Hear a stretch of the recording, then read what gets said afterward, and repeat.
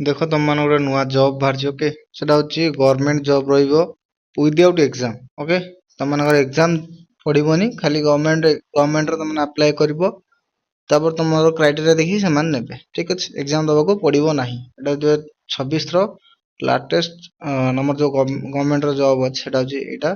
ତ ମୁଁ ତମମାନଙ୍କୁ କହିଦେଉଛି ଏଥିରେ କ'ଣ କ୍ରାଇଟେରିଆ ଅଛି ଯେଉଁମାନଙ୍କର ବି ଇଚ୍ଛା ଥିବ ପକେଇବା ପାଇଁ ତ ପକେଇ ପାରିବ ଠିକ୍ ଅଛି ତ ଏଥିରେ ତମମାନଙ୍କର ପ୍ରଥମେ ଜାଣିଦିଅ ଏଟା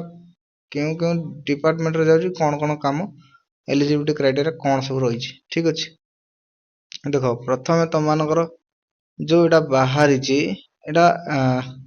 नो एग्जाम जेहेतु एथिरे तमମାନଙ୍କର पोस्ट बहुत वैरायटी प्रकार रहुଛି ओके देखो जो माने फ्रेशर रहुଛ एग्जाम दउन तो यूजुअली इंटरव्यू भी तांकर नाही ठीक अछि तो टिपिकल जोटा अछि पोस्ट जोटा अछि अप्रेंटिस हिसाब न जेहेतु एथिरे एग्जाम की इंटरव्यू नाही तो अप्रेंटिस हिसाब नबा आ जीडीएस नबो ट्रेनर भी नबो ठीक अछि देखो केउ माने अप्लाई करि परिबे 10th पिला माने अप्लाई करि पारे प्लस 2 पिला माने अप्लाई करबे जो 12th करछ आईटीआई माने पिला माने करि परिबे डिप्लोमा माने करि परिबे लास्ट तो माने ग्रेजुएट पिला भी करि परिबे ठीक अछि जो माने पास आउट थिबो ग्रेजुएट पास ठीक अछि तापर सिलेक्शन केमिति कोन होबो देखो मेरिट लिस्ट हिसाब रे पेपर वाइज एकेडमी मार्क हिसाब रे तम मानकर सिलेक्शन हो माने तम मानकर धर प्लस 2 तम माने पकैछ गुटे पिला तो प्लस 2 तम मानकर जतिक भी मार्क थिबो धर हेइ जाउ तम मानकर 200 जणा रखिछि ठीक अछि आ जणा रखिछि 300 तो सेही हिसाब रे तम 300 पिलाटा को आगो को नेबे ओके तो सेही हिसाब रे तम मानकर देखाबो ओके तापर तम मान आउट अछि एक्सपीरियंस वाला नो एग्जाम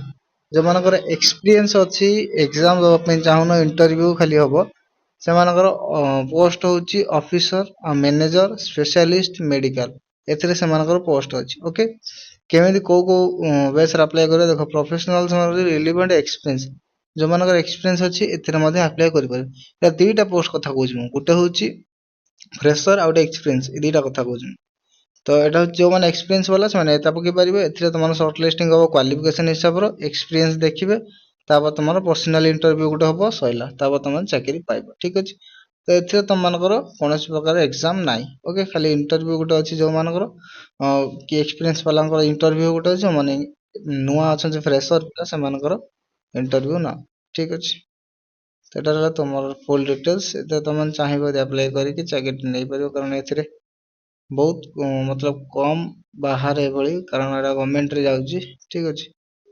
एटा टेक्निकल पिले भी पके परिबो नॉन टेक्निकल पिले भी पके परिबो ओके तो सेति में तमन चाहिबो यदि पके परिबो ओके जदि तमन चाहिबो यदि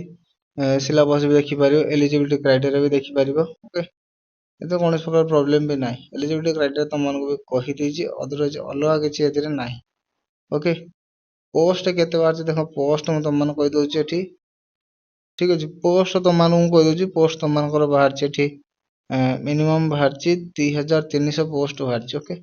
सेति में तमन चाहिबो अप्लाई करि परिबो अदरवाइज सेमिति किछि अलगा कोनोसी प्रॉब्लम नाही ओके मानकर पोस्ट भी ठीक अछि ओके सेटा तम मानकर